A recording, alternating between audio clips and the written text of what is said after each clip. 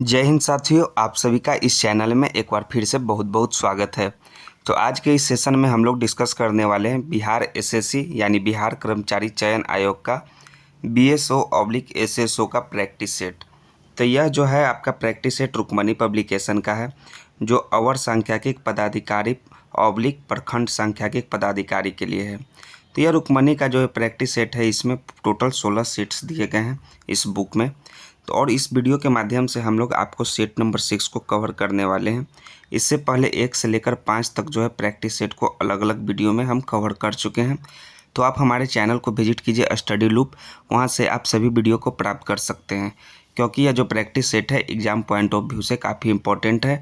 और हर एक एग्ज़ाम में जो प्रैक्टिस सेट टेस्ट सीरीज़ का जो है अपना अलग ही इम्पोर्टेंस होता है, जिससे आपको तैयारी कितने किए हैं उससे आप पता लगा सकते हैं टेस्ट सीरीज़ को बना करके। तो चलिए, इसका जो पाठ्यक्रम है, सिलेबस क्या है आपका BSO/SSO का, जो बिहार एसएससी के लिए है, कि समान अध्ययन से इसमें रिलेटेड प्रश्न है, समान विज्ञान एवं मैथ से रिलेटेड प्रश्न है, और मानसिक क्षमता जांच यानी कि आपका रीजनिंग से संबंधित यह जो है चारों विषय से आपके यह टेस्ट सीरीज में प्रश्न पूछे जाएंगे। तो फटाफट दोस्तों चैनल को सब्सक्राइब कर दीजिए, दोस्तों के बीच शेयर कर दीजिए। तो हम लोग अब जो सेट नंबर 6 को स्टार्ट कर रहे हैं, तो ये रहा आपका सेट नंबर 6, जो कि बिहार एसएससी ऑब्लिक जो है SSO BSO एग्ज़ाम के लिए है। तो पहला नंबर का प्रश्न क्या है, देखिए कि आर्थिक गतिविधियों को किस स्थिति के आधार पर जो हम प्राथमिक, माध्यमिक तथा तृतीयक तीनों क्षेत्रों में विभाजित किया जाता है। तो आर्थिक गतिविधि को जो है आर्थिक गतिविधियों की प्रकृति के आधार पर जो है प्राथमिक, माध्यमिक तथा तृतीयक तीनों क्षेत्रों में विभाजित किया जाता है। तो इसका जो करेक्ट आंसर हो जाएगा ऑप्शन नंबर बी, जिसमें लिखा हुआ है आर्थिक गतिविधियों की प्रकृति। दूसरा नंबर का प्रश्न है आपका कि निम्नलिखित में कौन विभिन्न देशों में बाजारों के संयोजन अथवा एकीकरण का परिणाम देता है। तो ये बताइए, इकोनॉमी से रिलेटेड ये सभी आपके प्रश्न हैं। तो यह जो है विदेशी बाजार विभिन्न देशों में बाजारों के संयोजन अथवा एकीकरण का परिणाम देता है। तो विदेशी व्यापार यानी ऑप्शन नंबर सी इसका करेक्ट आंसर हो जाएगा आपका। फॉरेन ट्रेड, जिसे हम लोग इंग्लिश में कहते हैं, दो या दो से अधिक देशों के बीच के व्यापार को जो है अंतर्राष्ट्रीय व्यापार या विदेशी व्यापार कहा जाता है। और भारत में नए विदेशी व्यापार जो नीति है वो 1 अप्रैल 2021 ईस्वी को लागू हुआ। कितना? 1 अप्रैल 2021 ईस्वी को, जो वर्ष 2026 तक जो है प्रभावी रहेगा। नेक्स्ट तीसरा नंबर का प्रश्न देखते हैं कि वह सबसे छोटी प्राकृतिक संख्या ज्ञात कीजिए जो 13, 6, 24, 39 से विभाज्य है। तो प्राकृतिक संख्या को प्राप्त करने के लिए हम लोग क्या करेंगे, 13, 6, 24 और 39 को हम लोग LCM यानी लसन निकालेंगे, और लसन निकालने के बाद 312 मान इसका आएगा। तो यही आपका छोटी जो है सबसे प्राकृतिक संख्या होगी जो इतना से विभाज्य होगी। तो 312 यानी ऑप्शन नंबर बी इसका करेक्ट आंसर हो जाएगा। चौथा नंबर का प्रश्न है कि भारतीय संविधान में मौलिक अधिकार किस देश के संविधान से लिए गए हैं। तो भारतीय संविधान में मौलिक अधिकार जो है USA यानी कि अमेरिकी संविधान से लिए गए हैं। तो अमेरिकी संविधान यानी ऑप्शन नंबर ए इसका करेक्ट आंसर हो जाएगा। और भारतीय संविधान के जो भाग 3 में अनुच्छेद 12 से लेकर 35 तक जो है मूल अधिकारों का विवरण है। सो ऑप्शन नंबर इसका ए राइट आंसर होगा। पाँचवा नंबर का प्रश्न है कि किस स्थान पर गौतम बुद्ध की जो है निर्वाण हुई थी। तो गौतम बुद्ध का जो निर्वाण हुआ था उस स्थान का नाम है कुशीनगर। तो कुशीनगर यानी ऑप्शन नंबर बी इसका राइट आंसर हो जाएगा। और कुशीनगर जो है मल्ल गणराज्य की राजधानी जो है कुशीनगर में जो है 483 ईसा पूर्व में 80 वर्ष की अवस्था में जो है महात्मा बुद्ध की मृत्यु हुई थी। और बौद्ध ग्रंथों में महात्मा बुद्ध की मृत्यु को जो है महापरिनिर्वाण कहा गया है, ये आप जान लीजिए। छठा नंबर का प्रश्न है कि किस वर्ष में मुस्लिमों के लिए अलग निर्वाचिका की मांग को मान लिया गया था। उस वर्ष का नाम है 1909 में जो है मुस्लिमों के लिए अलग निर्वाचिका की मांग को मान लिया गया, यानी ऑप्शन नंबर बी 1909 इसका करेक्ट आंसर हो जाएगा।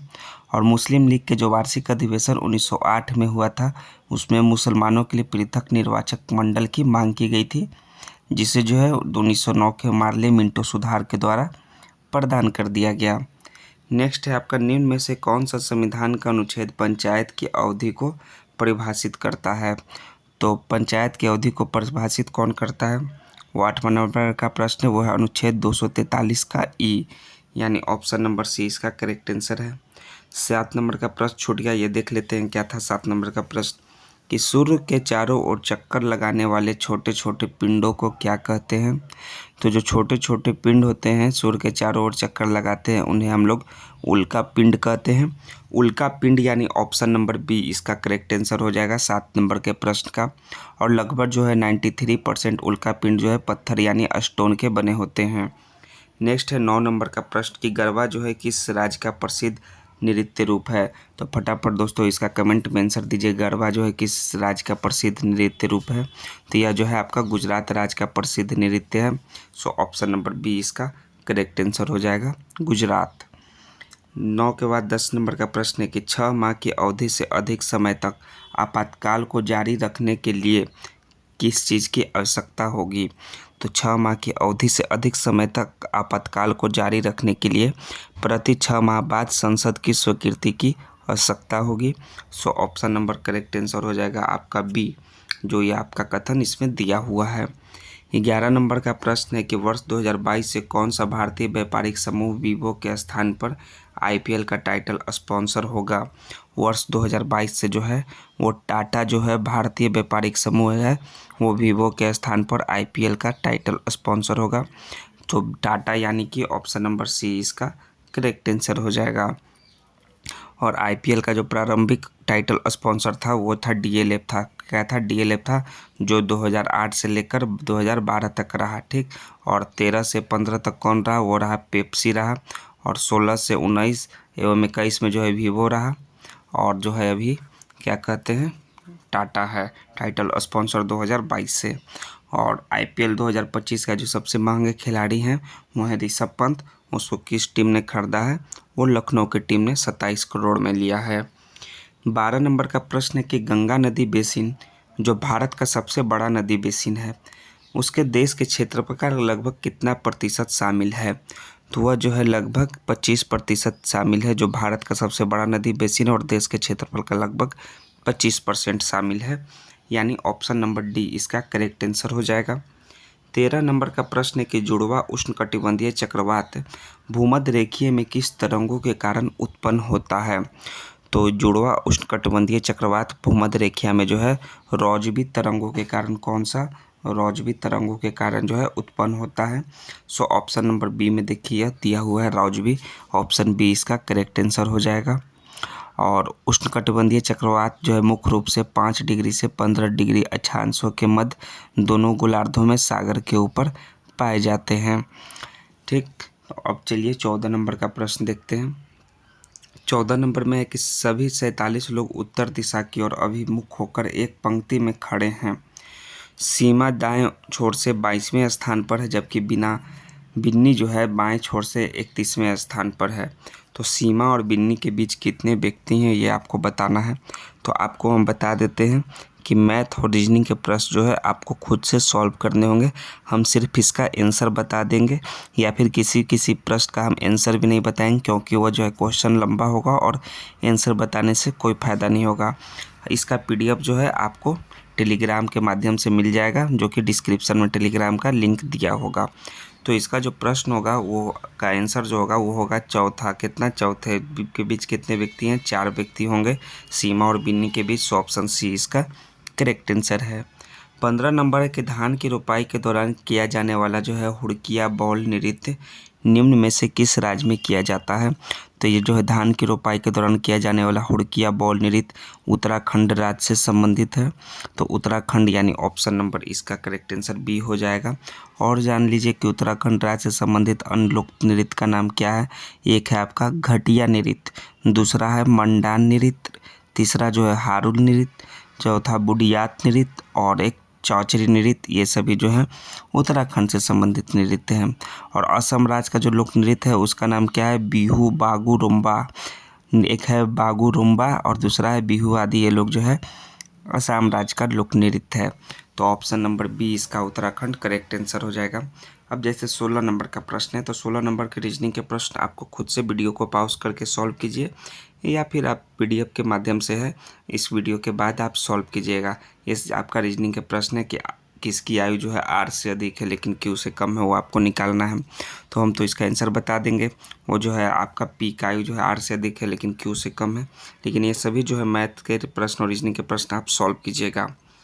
देखिए 17 नंबर का प्रश्न है कि कथन दिया हुआ है कि कोई नियोक्ता जो है चिकित्सा नहीं है, ठीक, और सभी नेता जो है चिकित्सा हैं, और सभी जो नौकरशाह हैं वो नेता हैं।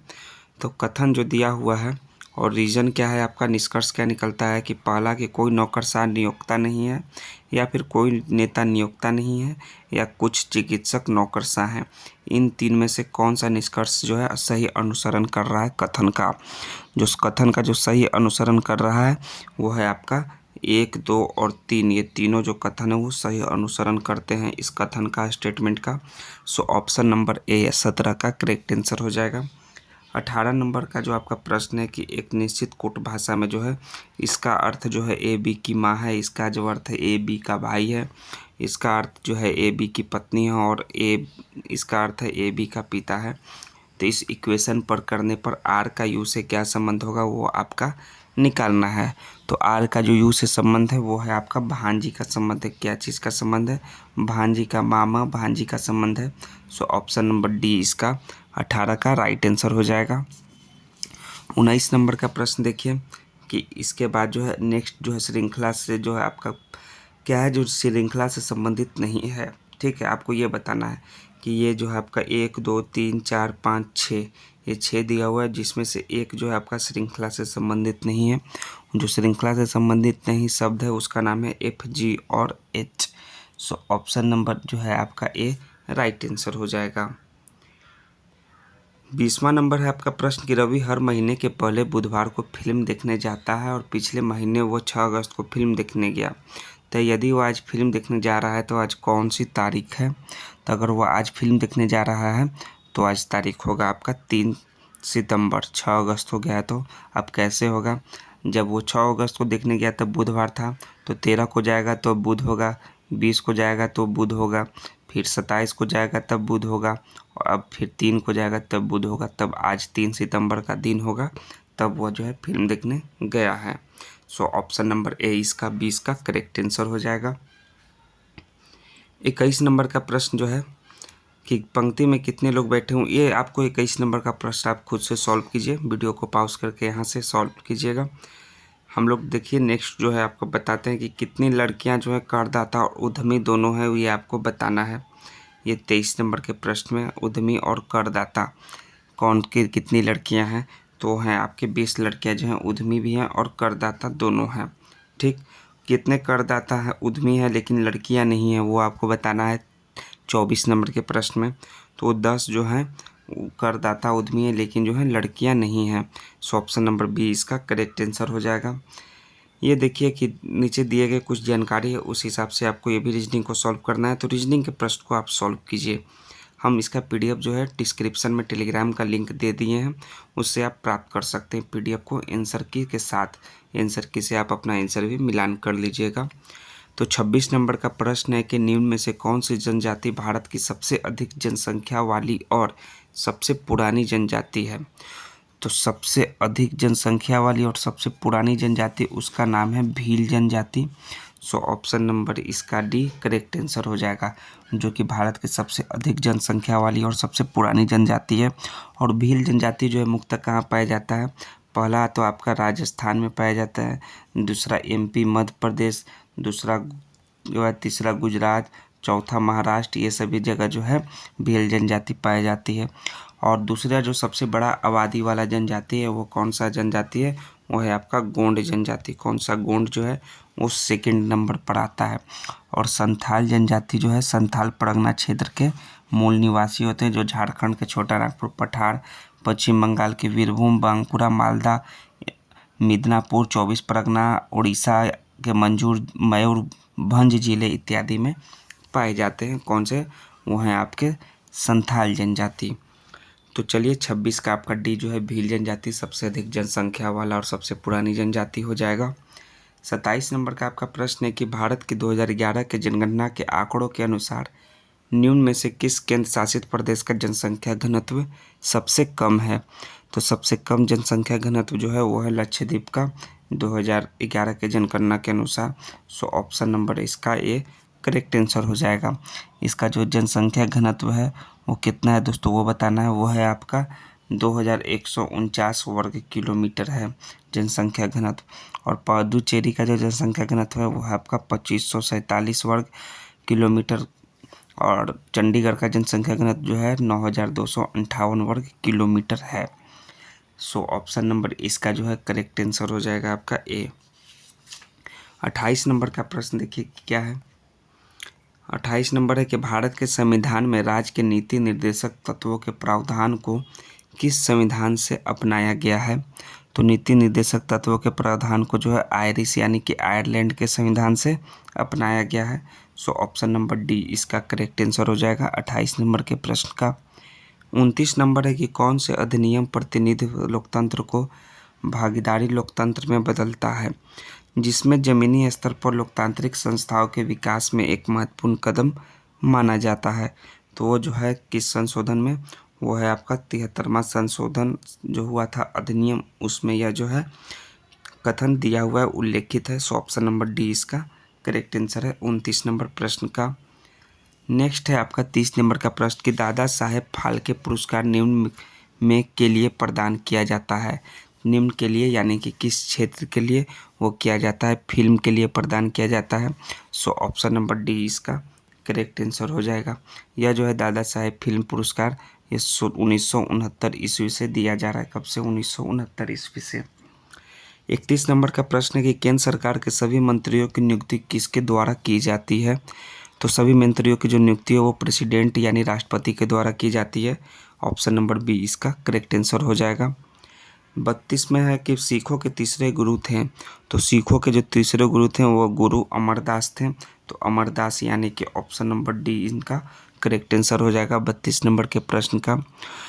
और नेक्स्ट है आपका गुरु गोविंद सिंह जो है सिखों के 10वें गुरु थे। कैमे गुरु थे? गुरु गोविंद सिंह वो 10वें गुरु थे। तो ऑप्शन नंबर इसका डी गुरु अमरदास यह राइट आंसर है। 33 नंबर का प्रश्न है कि भारत के राष्ट्रपति को, तो भारत के राष्ट्रपति को जो है राज्यसभा और लोकसभा दोनों सदनों के सदस्यों के द्वारा चुना जाता है। यह स्टेटमेंट जो है ट्रू है भारत के उपराष्ट्रपति के संबंध में। सो यह करेक्ट आंसर हो जाएगा ए। 34 नंबर है कि खरीफ फसलें किस मौसम में उगाई जाती है? तो खरीफ फसल जो है आपका बरसात के मौसम में उगाई जाती है। तो बरसात यानी वर्षा ऑप्शन नंबर डी इसका करेक्ट आंसर है।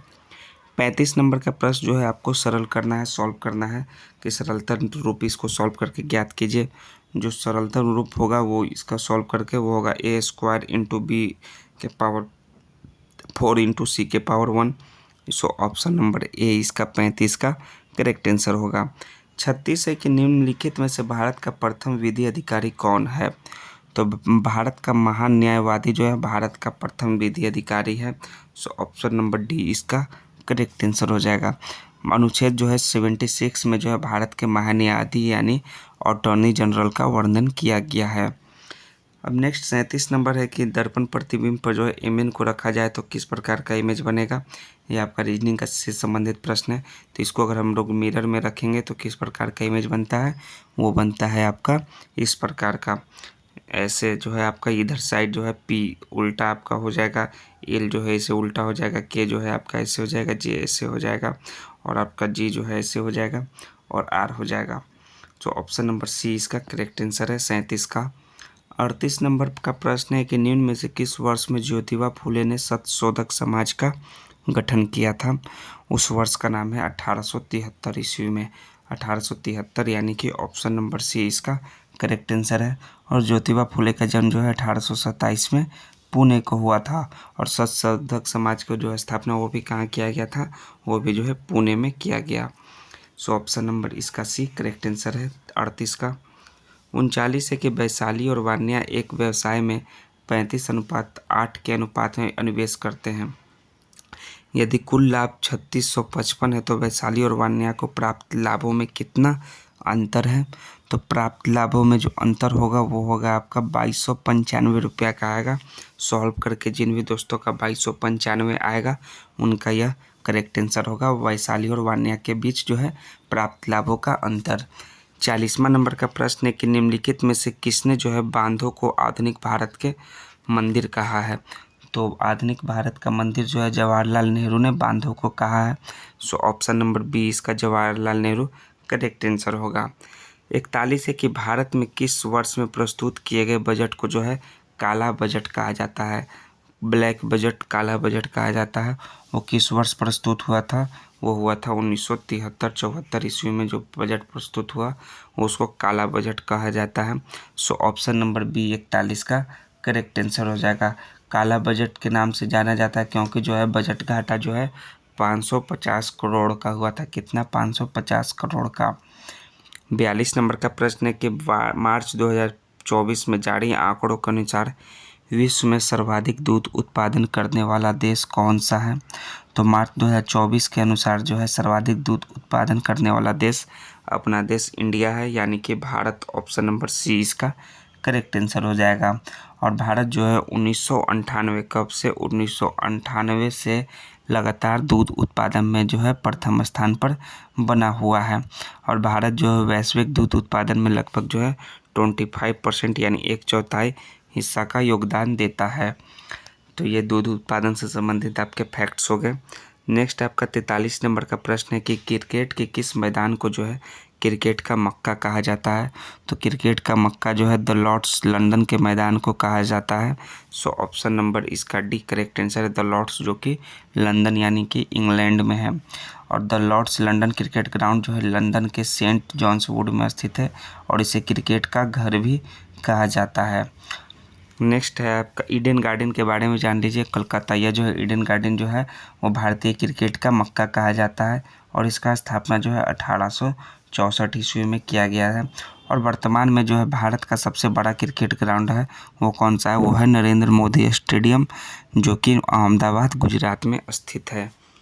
44 नंबर का प्रश्न है कि भीमबेटका किस चीज़ के लिए प्रसिद्ध है। तो भीमबेटका जो है गुफा चित्र, शैल चित्र के लिए प्रसिद्ध है। सो ऑप्शन नंबर इसका जो है सी करेक्ट आंसर है, गुफा शैल चित्र। 45 नंबर का प्रश्न है कि नोबेल पुरस्कार प्राप्त करने वाले पहले एशियाई कौन थे। तो पहले एशियाई का नाम है रविन्द्रनाथ टैगोर, जिन्हें जो है 1913 ईस्वी में गीतांजलि पुस्तक के लिए साहित्य का नोबेल पुरस्कार दिया गया था। सो रविन्द्रनाथ टैगोर ऑप्शन सी इसका करेक्ट आंसर है। और सीवी रमन को जो है कब पुरस्कार दिया गया था? वो 1923 ईस्वी में जो है फिजिक्स के क्षेत्र में इनको पुरस्कार दिया गया, डॉक्टर सीवी रमन को। तो 45 के बाद चलिए 46 नंबर का प्रश्न क्या है कि निम्नलिखित पुस्तक में से कौन सी पुस्तक जो है मुंशी प्रेमचंद्र द्वारा लिखी हुई नहीं है। तो इस पुस्तक में जो है गोदान तो उन्हीं के द्वारा लिखा हुआ है, गबन भी और कर्मभूमि भी, लेकिन गाइड जो है प्रेमचंद्र जी के द्वारा नहीं लिखा हुआ है। सो ऑप्शन नंबर सी इसका करेक्ट आंसर है। गाइड जो है किसके द्वारा लिखा हुआ है? उनका लेखक है R.K. नारायण द्वारा लिखा हुआ है, उपन्यास है। और गाइड पुस्तक के लिए जो है R.K. नारायण को 1960 में साहित्य अकादमी पुरस्कार दिया गया था। 47 नंबर का प्रश्न है कि खाद्य और कृषि संगठन का मुख्यालय कहाँ स्थित है। खाद्य और कृषि संगठन का मुख्यालय जो है रोम में स्थित है, इटली, रोम, यानी ऑप्शन नंबर सी इसका करेक्ट आंसर होगा। 48 है कि 76, 77, 78 ब्लैंक प्लस 100 का मान क्या है। आपको बताना है ये सभी का आपका मान। तो 76, 77, 78, 79, 80 उसी प्रकार आप जोड़ते जाइए। तो यहाँ जो आपका पूरा टोटल मान जो होगा वो होगा आपका 2200। अगर सबको जोड़िएगा तो इसका जो करेक्ट आंसर जिन भी दोस्तों का आएगा 2200 वो करेक्ट आंसर हो जाएगा ऑप्शन नंबर सी। तो आपका इसका मान ज्ञात करना है। मान ज्ञात कीजिए फटाफट कॉपी कलम लेकर, और मान ज्ञात करने पर जिन भी दोस्तों का 30 आंसर आएगा उसका यह राइट आंसर हो जाएगा ऑप्शन नंबर डी। 50 नंबर का प्रश्न है कि आपको देखिए नहीं क्या दिया हुआ है कि एक मिश्र धातु में ABC का अनुपात इतना है, दूसरी मिश्र धातु में ABCD का अनुपात इतना है। तो दोनों मिश्र धातु के बराबर वजन को एक साथ मिलाकर तीसरी मिश्र धातु बनाई जाती है। तो नए मिश्र धातु में जो है B का भाग कितना होगा वो आपको बताना है। तो B का भाग बताइए 50 नंबर के प्रश्न में। तो B का जो भाग होगा वो होगा 11/24 होगा। कितना होगा? 11/24। सो ऑप्शन नंबर डी इसका करेक्ट आंसर है। चलिए 51 नंबर के प्रश्न जो है, 52 नंबर के प्रश्न, ये सभी आप आराम से सॉल्व कीजिए वीडियो को पॉज करके या फिर PDF की सहायता से। 53 नंबर, 54 नंबर, ये सभी को खुद से आपको सॉल्व करना होगा। ये सभी आपका लंबा लंबा प्रश्न है और आपको आराम से ये बनाने वाला प्रश्न है। ये सिर्फ आंसर से आपको कोई कुछ नहीं होने वाला है। 57 नंबर का प्रश्न देख लीजिए कि कौन सा जो है ये जो है एक जो है इस 5 में जो है सही जो है संबंध नहीं रखता है उस समूह से। 57 नंबर का प्रश्न जो है इसमें कौन जो है बी जो है वो समूह से सही संबंध नहीं रखता है। सो ऑप्शन नंबर सॉरी दोस्तों, सी जो है जो नहीं रखता है। ऐसा क्यों है कि सी नहीं रखता है? ये देखिए 1 2 3 है, ये भी 1 2 3 है, ये भी 1 2 3 है, ये 1 2 3 है, लेकिन ये 1 2 3 4 है। सो ऑप्शन नंबर सी इसका correct, so option number B इसका करेक्ट आंसर हो जाएगा। बी जो है क्योंकि यह जो है सही संबंध नहीं रखता है। नेक्स्ट है आपका 58 नंबर का प्रश्न, निम्नलिखित संख्याओं के किस युग में दोनों संख्याओं में से कोई भी अभाज्य संख्या नहीं है, बल्कि दोनों जो है दोनों संख्या जो है सह अभाज्य है। ये चारों ऑप्शन में से आपको मैथ के प्रश्न को बताना है कि सह अभाज्य संख्या कौन है। होता है वैसा दो संख्याओं का युग्म जिसका HCF 1 होता है, वे जो है सह अभाज्य संख्या युग्म कहलाता है। सो कौन है? वो है आपका 8 और 25 है। ऑप्शन नंबर डी 58 का राइट आंसर होगा। 59 है कि आपका देखिए फिर मैथ है। 60 ये सभी आप बनाइए, खुद से बनाइए, हम सारे प्रश्न को सॉल्व नहीं करेंगे, नहीं तो वीडियो काफ़ी लंबा चला जाएगा। 61 नंबर का प्रश्न है कि अल्ट्रावायलेट किरणों द्वारा चिकित्सा की खोज किसने की है? तो अल्ट्रावायलेट किरणों द्वारा चिकित्सा का खोज जो है किन्सेन ने किया। सो ऑप्शन नंबर इसका फिन्सेन जो है राइट आंसर होगा ए। 62 है कि निम्न में कौन जो है अनुवांशिक विकार है? तो अनुवांशिक विकार जो है आपका होमोफीलिया है, सिकल सेल एनीमिया है और आपका थैलेसीमिया है। ये तीनों जो है अनुवांशिक विकार है। 1 2 3, तो ऑप्शन नंबर सी इसका केवल 1 2 3 राइट आंसर होगा। 63 नंबर का प्रश्न देखिए कि ध्वनि तरंग संपीड़नों एवं विदलनों के रूप में वायु स्तंभों से गुजर रही है, तो क्रमागत जो है स्पीडनों एवं विलयनों में क्या रहता है? तो वो जो है ऊष्मा का स्थानांतरण जो है नहीं होता है। सो ऑप्शन नंबर डी इसका करेक्ट आंसर है। सिद्धांत यह जो है कहलाता है, ये कौन सा सिद्धांत कहलाता है? यह जो है हाइजेनबर्ग का जो है अनिश्चितता का सिद्धांत है। हाइजेनबर्ग का जो है अनसर्टेनिटी का यह थ्योरी है। सो ऑप्शन नंबर इसका जो है बी करेक्ट आंसर है। 65 नंबर का प्रश्न है कि वंशागति का जीन मत किस वैज्ञानिक ने प्रतिपादित किया था? तो यह जो है जीन मत जो है किसने प्रतिपादित किया? TH मॉर्गन ने। सो ऑप्शन नंबर डी इसका करेक्ट आंसर होगा। 66 है कि तत्व ABCD तथा E के परमाणु क्रमांक कितना है? तो तत्वों का कौन सा युग्म जो है समान समूह से संबंधित रखता है? जो समान समूह से संबंधित रखता है उस तत्व का नाम है A तथा C। A और C कैसे रखते हैं? वो जो है आपके इलेक्ट्रॉनिक विन्यास इसका 2 और 7 है A का, और आपका C का जो है 2 8 7 है, जो एक प्रकार जो है संबंध रखते हैं। सो ऑप्शन नंबर C इसका करेक्ट आंसर है। नाभिकीय रिएक्टर में नियंत्रक छड़ बनी किसकी होती है? तो नियंत्रक छड़ किसकी बनी होती है? यूरेनियम, ग्रेफाइट या कैडमियम या प्लूटोनियम के दोस्तों? तो यह जो है कैडमियम की बनी होती है। कैडमियम यानी ऑप्शन सी इसका करेक्ट आंसर है। निम्नलिखित को साधारण बिन में व्यक्त करना है। 68 नंबर का प्रश्न, तो साधारण बिन में व्यक्त करने पर जिन भी दोस्तों का 323/990 आंसर आएगा उसका एक करेक्ट आंसर हो जाएगा ऑप्शन नंबर सी। 69 है कि राष्ट्रीय दुग्ध दिवस कब मनाया जाता है? तो राष्ट्रीय दुग्ध दिवस जो है 26 नवंबर को मनाया जाता है। 26 नवंबर यानी कि ऑप्शन नंबर इसका भी करेक्ट आंसर हो जाएगा। और विश्व दूध दिवस जो है 1 जून को मनाया जाता है। कब? 1 जून, यह याद रखिए। और राष्ट्रीय दूध दिवस 26 नवंबर। 69 के बाद 70 नंबर है कि 37 लोगों की एक पंक्ति में अनीसा बाएं छोर से 12वें स्थान पर है, तो दाएं छोर से उसका क्या स्थान होगा? तो दाएं छोर से जो है उसका 26वां स्थान होगा। क्या मैं 26वां? सो ऑप्शन नंबर इसका डी करेक्ट आंसर होगा 70 का। 71 है कि उदासीनीकरण क्रिया में क्या बनता है? तो उदासीनीकरण क्रिया में जो है लवण व जल दोनों बनता है। सो ऑप्शन नंबर डी इसका 71 का करेक्ट आंसर हो जाएगा। नेक्स्ट है आपका किसी संख्या को 576 से विभाजित करने पर शेषफल 75 प्राप्त होता है। तो यदि उसी संख्या को 24 से विभाजित किया जाए तो प्राप्त होने वाला शेषफल क्या है? तो 24 से विभाजित करेंगे उसी संख्या को तो वह संख्या जो है प्राप्त शेषफल होगा 3 आएगा। 3 यानी ऑप्शन नंबर सी इसका करेक्ट आंसर हो जाएगा। 73 नंबर का प्रश्न है कि एस्पिरिन डाइजेम क्लोरोफॉल माइक्रोक्रोम में से कौन जो है शामक है। इसमें से जो शामक है उसका नाम है आपका डाइजेपाम शामक है, यानी ऑप्शन नंबर इसका डाइजेपाम, ऑप्शन सी इसका करेक्ट आंसर हो जाएगा। 73 के बाद 74 नंबर का प्रश्न है आपका 2 kg द्रव्यमान का कोई पिंड किसी घर्षणहीन क्षैतिज मेज पर 4 मीटर पर सेकंड के नियत वेग से फिसल रहा है, तो इस धातु के इसी वेग से गति बनाए रखने के लिए आवश्यक बल होगा। तो बल जो है न्यूटन में होता है, तो बल जो होगा आपका वो 0 न्यूटन होगा। सो ऑप्शन नंबर बी 74 का करेक्ट आंसर होगा। 75 है कि दलहन पौधों की जड़ों की गांठ में पाए जाने वाला बैक्टीरिया किसका निर्माण करता है। तो बैक्टीरिया जो है नाइट्रोजन से नाइट्रेट का निर्माण करता है। सो ऑप्शन नंबर इसका बी करेक्ट आंसर हो जाएगा 75 नंबर प्रश्न का। 76 नंबर का प्रश्न है वो आपका मैथ से संबंधित प्रश्न है। मैथ को आप बनाइए, 77 भी बनाइए आप, 78, 79, 80 सभी को आपको जो है वीडियो को पॉज करके सॉल्व करते जाना है, ठीक है। जैसे 83 नंबर का प्रश्न है आपको पेपर फोल्डिंग से संबंधित प्रश्न है, तो इसको पेपर को फोल्ड कीजिएगा तो किस प्रकार की आकृति बनेगा वो आपको बताना है। ये आपका ये भी रीजनिंग से संबंधित प्रश्न है। सीरीज को 87 के रूप में लिखते हैं, डिसमय को 91 के रूप में, तो स्प्रिंट को किस रूप में लिखा जाएगा वो भी आपको बताना है। ये देखिए 85, 86, 87 ये सभी आप खुद से बनाइए। 88, 89, 90, 91 देखिए क्या प्रश्न दिया हुआ है वो हम लोग सॉल्व करते हैं। 91 नंबर का प्रश्न कि फरवरी 2025 में 8वें हिंद महासागर का सम्मेलन, जो हिंद महासागर सम्मेलन IOC का कहाँ आयोजन किया गया। तो यह जो है आयोजन किया गया कहाँ बताइए, फटाफट कमेंट में आंसर दीजिए। यह किया गया ओमान में। सो ओमान यानी ऑप्शन नंबर सी इसका करेक्ट आंसर हो जाएगा। 92 नंबर का प्रश्न है कि देश का पहला बायो बैंकिंग और पशु संग्रहालय कहाँ के चिड़ियाघर में खोला गया है। तो यह खोला गया है दोस्तों दार्जिलिंग के चिड़ियाघर में। सो ऑप्शन नंबर सी इसका करेक्ट आंसर है, देश का पहला बायो बैंकिंग और पशु संग्रहालय।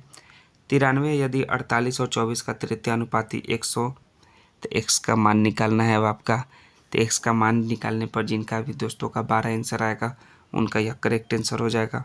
ऑप्शन नंबर 20 का 12 करेक्ट आंसर है 93 का। 94 देखिए रीजनिंग से संबंधित प्रश्न है, आपको खुद से सॉल्व करना है। 95 की हेनले पासपोर्ट इंडेक्स 2025 में भारत की रैंक कितनी है। हेनले पासपोर्ट इंडेक्स भारत का जो रैंक है वो है आपका 85 है, यानी 85। ऑप्शन नंबर 20 का करेक्ट आंसर होगा।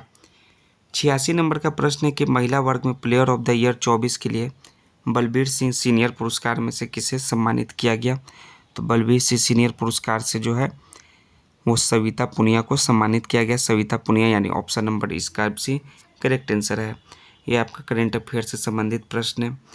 97 नंबर का प्रश्न है कि भारत के गाँवों का सांस्कृतिक मानचित्रण के लिए सरकार ने निम्न में से किस पहल की शुरुआत किया है।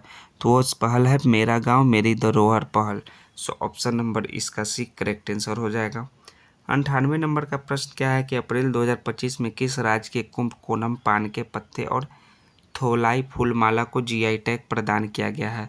तो किस राज्य का ये दोनों चीज़ है, ये दोनों जो है तमिलनाडु के कुंभकोनम पान के पत्ता और थोलाई फूलमाला को GI टैग प्रदान हुआ है तमिलनाडु राज्य, यानी ऑप्शन डी इसका करेक्ट आंसर है।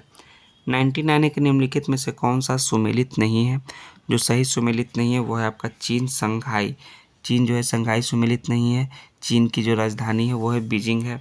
सो ऑप्शन नंबर सी इसका राइट आंसर है। बाकी रूस की राजधानी मॉस्को सही है, कनाडा ओटावा सही है और ऑस्ट्रेलिया कैनबरा, ये तीनों सही सुमेलित हैं।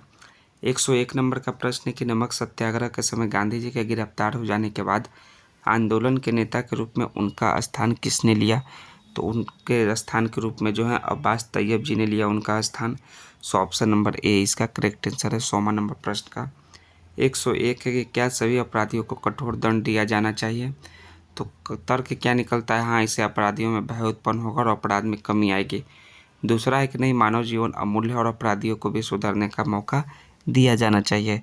तो 101 का जो प्रश्न है उसका तर्क जो है 1 और 2 दोनों तर्क पुष्ट हैं, सही हैं यानी संगत हैं। सो ऑप्शन नंबर सी 101 का करेक्ट आंसर है। 102 जो है आपको बनाना है, खुद से रीजनिंग के प्रश्न है कि कौन जो है आपका निर्देशक अभिनेता और पुस्तक के बीच में सही संबंध का जो है निरूपण करता है। 103 है कि पैसा बैंक तो शिक्षा कहाँ हो जाएगा। शिक्षा जो है आपका कहाँ हो जाएगा, विद्यालय हो जाएगा। पैसा बैंक में मिलता है तो शिक्षा विद्यालय में मिलेगा। 104 भी आप बनाइए। 5, 6, 7, 8 जहाँ तक आपका रीजनिंग के प्रश्न है वीडियो को सॉल्व करके आप बनाते जाइए। 113 तक तो है ही, 114 तक होगा आपका, 15 तक देखिए, 114, 15 ये सभी को आपको बताना है कि श्रृंखला का अगला जो है कौन सा आएगा। अब 116 में देखिए कि बिहार के किस रियासत के राजा ने स्वतंत्रता संग्राम में भाग लिया था। किस रियासत के राजा ने? तो बिहार के राजा का नाम है गुरु कुंवर सिंह। कौन है? राजा कुंवर सिंह है, जो कि जगदीशपुर से थे, आरा के जगदीशपुर से। तो ऑप्शन नंबर सी इसका करेक्ट आंसर है, वो है कुंवर सिंह। 117 है कि ककोला जलप्रपात किस जिले में स्थित है। ये सभी बिहार रिलेटेड जीके हैं। ककोला जलप्रपात जो है नवादा जिला में स्थित है, जिसकी ऊंचाई जो है 160 फुट है। सो नवादा जिला यानी ऑप्शन नंबर ए इसका करेक्ट आंसर है। 118 के विश्व टीवी दिवस प्रत्येक वर्ष किस तिथि को मनाया जाता है।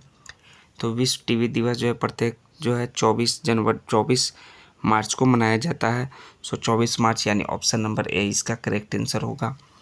19 नंबर है कि धूमहाल एक नृत्य है जो किस क्षेत्र में प्रचलित है। तो धूमहाल एक नृत्य रूप है जो कि कश्मीर क्षेत्र में प्रचलित है। कश्मीर यानी ऑप्शन नंबर ए 119 का करेक्ट आंसर होगा। 120 का जो प्रश्न है कि कौन सा जो है मूल अधिकार केवल भारतीय नागरिकों के लिए उपलब्ध है। तो मूल अधिकार है अनुच्छेद 15, 16, 19, 29 और 30। यह जो केवल भारतीय नागरिकों के लिए उपलब्ध है। सो ऑप्शन नंबर ए इसका करेक्ट आंसर होगा। 121 से निम्न में से कौन सी पर्वत चोटी जो है भारत में है। तो भारत में पर्वत चोटी जो स्थित है उसका नाम है कामेट पर्वत चोटी इसमें। तो कामेट यानी ऑप्शन नंबर सी इसका करेक्ट आंसर हो जाएगा। अन्नपूर्णा कहाँ स्थित है? यह आपका नेपाल में स्थित है दोस्तों, नेपाल, ठीक। और मकालू कहाँ है? वो है आपका नेपाल और चीन, ये दोनों में स्थित है। और तीसरा जो है नामचा बरवा वो कहाँ स्थित है? ये आपका चीन में स्थित है चोटी। सो कामेट जो है भारत में स्थित चोटी का नाम है। 122 है कि 12वां विश्व हिंदी सम्मेलन 2023 किस देश में आयोजित किया जाएगा। तो यह जो है आयोजित किया जाएगा आपका फिजी देश में। सो ऑप्शन नंबर बी इसका करेक्ट आंसर होगा। निम्नलिखित में से किस समिति आयोग ने न्याय पंचायतों के गठन की सिफारिश की है। उस समिति का नाम है दोस्तों अशोक मेहता समिति, यानी ऑप्शन नंबर बी इसका राइट आंसर हो जाएगा। 124 है कि 2001 की जनगणना के अनुसार निम्नलिखित में से किस राज्य में सर्वाधिक 9 लिपियाँ प्रचलित हैं। तो वो जो है पश्चिम बंगाल में जो है सर्वाधिक 9 लिपियाँ प्रचलित है 2001 की जनगणना के अनुसार, यानी ऑप्शन नंबर सी इसका करेक्ट आंसर है, वेस्ट बंगाल। नेक्स्ट है 125 जो है आपका रीजनिंग से संबंधित प्रश्न है। 126, 27 ये सभी आपको खुद मैथ और रीजनिंग के सॉल्व करते जाइए। 28, 29, 30, 31, 32, 33, 34, 35, 36 ये सभी जो है आपको 37 नंबर का देखिए क्या है कि गलत वाक्य चुनिए। तो गलत वाक्य कौन सा दिया हुआ है वो आपको बताना है, कौन सा स्टेटमेंट जो है गलत वाक्य है। तो आपका जो है कि गलत वाक्य कि मनोरंजन जगत के जीवों में जो है सुस्पष्ट केंद्रक होता है, ये आपका फॉल्स स्टेटमेंट है। सो ऑप्शन नंबर डी इसका 137 का राइट आंसर होगा। ये सभी आपका साइंस यानी बायोलॉजी से संबंधित प्रश्न है। यौनारंभ पर विरिष्णों का निम्नलिखित में से कौन सा कार्य नहीं होता है। तो यौनारंभ में विरिष्णों का कार्य जो है पहला अपरा का विकास एवं जो है एस्ट्रोजन का स्राव। तो अपरा का विकास और एस्ट्रोजन का स्राव 2 और 3 ऑप्शन नंबर आपका जो है बी में दिया हुआ है 2 और 3। सो ऑप्शन बी इसका राइट आंसर हो जाएगा। 139 है कि 7.5 ग्राम पोटेशियम नाइट्रेट को गर्म करने पर मुक्त ऑक्सीजन की मात्रा क्या होगी। तो मुक्त ऑक्सीजन की जो मात्रा होगी वो होगा 1.188 ग्राम, यानी ऑप्शन नंबर बी इसका करेक्ट आंसर है। 140 है कि हैलोजन में होता है। तो हैलोजन में 2 गैस, 1 तरल और 2 ठोस होता है। तो यानी ऑप्शन नंबर सी इसका करेक्ट आंसर, 2 गैस, 1 तरल और 2 ठोस। नेक्स्ट है आपका निम्नलिखित में सही कथन का चयन करना है। तो कौन सा जो स्टेटमेंट है वो आपका ट्रू है। ट्रू स्टेटमेंट है कि हीलियम में आयनीकरण की क्षमता जो है अधिकतम होती है।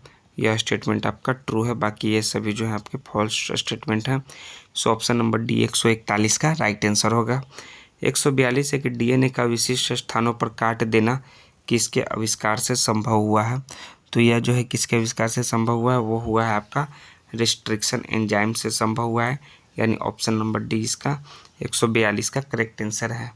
143 है कि पदार्थों के निम्नलिखित वर्गों में से कौन सा वर्ग जो है केवल अजैव न्यूनीकरण वस्तुएं शामिल है। तो इसमें जो है आपका पॉलीथीन, प्रतिलक्षक, पीवीसी और जो प्लास्टिक, बेकेलाइट और डीडीटी में जो है केवल जैव निम्नीकरण वस्तुएं शामिल है। सो ऑप्शन नंबर डी इसका राइट आंसर हो जाएगा 143 का। 144 है कि निम्नलिखित में से कौन सा जो है एक वसा में घुलनशील विटामिन और उससे संबंधित अभाव रोग है वो बताना है। वो है आपका रेटिनॉल जेरिप्थैल्मिया। कौन सा रेटिनॉल जेरिप्थैल्मिया है। सो ऑप्शन नंबर बी इसका 144 का करेक्ट आंसर है। 145 है कि चावल किस प्रकार की जलवायु का पौधा है। तो चावल जो है उष्ण आर्द्र जलवायु का पौधा है। सो ऑप्शन नंबर सी इसका करेक्ट आंसर हो जाएगा। 146 है कि निम्नलिखित में से किस हार्मोन का बंद होना तुरंत मासिक चक्र का कारण होता है। तो उसका नाम है प्रोजेस्टेरॉन हार्मोन का बंद होना तुरंत मासिक चक्र का कारण हो जाता है, यानी ऑप्शन नंबर सी इसका राइट आंसर है। 147 है कि भारत के प्रमुख नदियों व उनके उद्गम स्थल के जोड़े बनाइए। तो यमुना जो है यमुनोत्री से इसका उद्गम स्थल है। नेक्स्ट आपका जो है कृष्णा, कृष्णा का ये जो है महाबलेश्वर है। उसके बाद आपका गोदावरी, गोदावरी का जो है आपका नासिक है। उसके बाद लास्ट आपका महानदी का आपका जो है सिहवा है। सो आपका 4 3 2 1 ऑप्शन नंबर देखिए ए में आपका दिया हुआ है 4 3 2 1 ऑप्शन ए 147 का करेक्ट आंसर होगा। 148 है कि निम्न में से किस समूह के चारों ओर जंतु शिशुओं को जन्म देते हैं। किस समूह के जो है चारों ओर जंतु शिशुओं को जन्म देते हैं। वो देते हैं आपके कंगारू, हेजहॉग यानी जंगली चूहा, डॉल्फिन और लोरिस, ये सभी समूह। सो ऑप्शन सी इसका 148 का करेक्ट आंसर है। 149 जो है आपको यह आपका दिया हुआ स्टेटमेंट, उसी से आपको जो है इसको सॉल्व करना है और एस का एच से संबंध निकालना है। तो आप संबंध निकालिए कौन सा आपका सही आंसर होगा। हम इसका आंसर बता देते हैं। यह जो है पिता के भाई की पुत्री होगी, एस का एच से संबंध होगा, यानी ऑप्शन डी इसका करेक्ट आंसर होगा। लास्ट में 150वां नंबर का प्रश्न है कि यदि दो पिंडों के बीच की दूरी दोगुनी कर दिया जाए, कितना दोगुनी, तो उनके बीच जो है गुरुत्वाकर्षण बल हो जाएगा प्रारंभिक मान का। तो गुरुत्वाकर्षण बल क्या हो जाएगा। तो गुरुत्वाकर्षण बल जो है वो घटकर 1/4 हो जाएगा, 1/4 हो जाएगा, यानी ऑप्शन नंबर डी इसका 150 नंबर प्रश्न का करेक्ट आंसर होगा। तो देखिए आपका सेट नंबर 6 का जो है आपका टोटल जो है 150 प्रश्न जो है सॉल्व हो गए। तो जो भी मैथ और रीजनिंग के प्रश्न जो आपको सॉल्व करने हैं उसका पीडीएफ आप टेलीग्राम के लिंक्स जो है डिस्क्रिप्शन में दिया हुआ है, वहाँ से आप प्राप्त कर सकते हैं। हम लोग फिर नेक्स्ट जो है सेट जो है 7 लेकर आएंगे, जो कि आपका Bihar staff selection commission BSCC BSO/SSO exam के लिए होने वाला रहेगा। तो हम लोग नेक्स्ट वीडियो में मिलते हैं। जय हिंद दोस्तों, थैंक्स दोस्तों। और हाँ, चैनल को सब्सक्राइब करना नहीं भूलिएगा। और ये देखिए आपका आंसर की भी दिया हुआ है, ये आंसर की के साथ आपका पूरा PDF जो है टेलीग्राम पे मिल जाएगा। थैंक्स दोस्तों।